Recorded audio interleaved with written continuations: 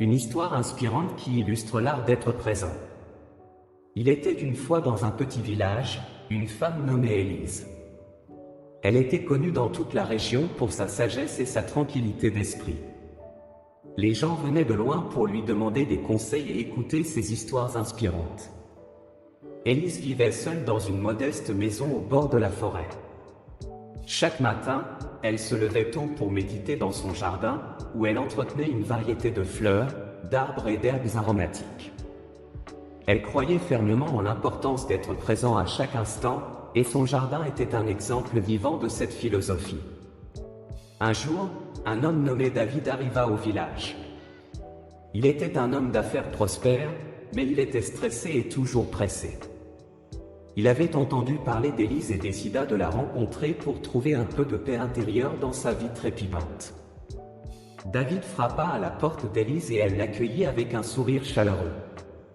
Ils s'assirent dans son jardin, où les fleurs dansaient doucement au rythme du vent. David, impatient par nature, commença à lui poser des questions sur la façon dont elle parvenait à rester si calme et à profiter de la vie. Élise sourit et lui dit « La paix intérieure vient de l'art d'être présent, de la pleine conscience de chaque instant.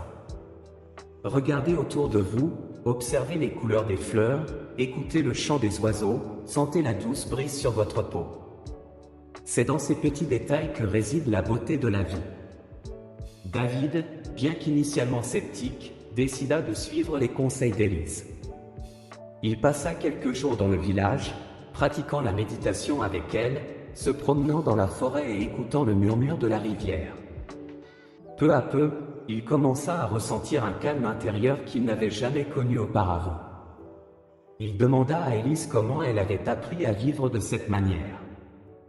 Elle lui raconta une histoire de sa jeunesse, quand elle était partie en voyage dans un pays étranger.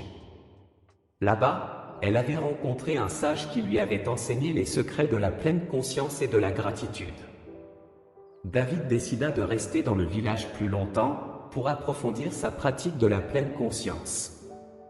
Il passa du temps avec Élise, apprenant à observer la nature, à respirer profondément et à être présent à chaque instant.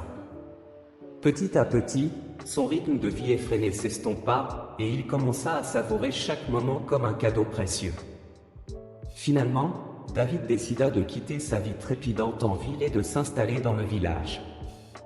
Il acheta une petite maison près de celle d'Élise et commença à enseigner aux autres ce qu'il avait appris sur la pleine conscience et l'art d'être présent. Ainsi, grâce à Élise et à son jardin, de nombreuses personnes trouvèrent la paix intérieure et la sagesse de vivre pleinement chaque moment. Le village devint un lieu de refuge pour ceux qui cherchaient la tranquillité d'esprit et la joie de la pleine conscience. L'histoire d'Élise et de David nous rappelle que la vie peut être vécue de manière plus riche et plus profonde lorsque nous sommes présents à chaque instant. La pleine conscience nous permet de nous connecter à la beauté qui nous entoure et de trouver la paix intérieure, même dans le tumulte du monde moderne.